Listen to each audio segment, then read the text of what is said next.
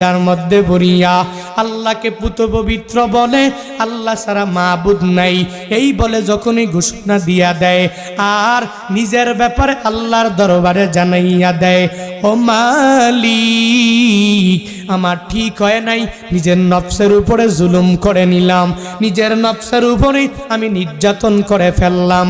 ও আল্লাহ তুমি আমারে বড় একটা জনপদের মধ্যে পাঠাইলা, ওই জনপদের মধ্যে আমি এদেরকে ইমানের দাওয়াত দিয়া দিলাম, কিন্তু এরা মানে না। কিন্তু আমার সিদ্ধান্ত একা একা নেওয়া ঠিক হয় নাই, আমি নিজের নফসের উপরে জুলুম করেছি, নির্যাতন আমি করে ফেললাম। ও আল্লাহ ইন্নী কুনতু মিনাজ জালিমিন, আমি জালিমিনদের খাতার মধ্যে নিজের নামটা উঠাইলাম, ওই জালিমিনদের অন্তর্ভুক্ত আমি হয়ে গেলাম।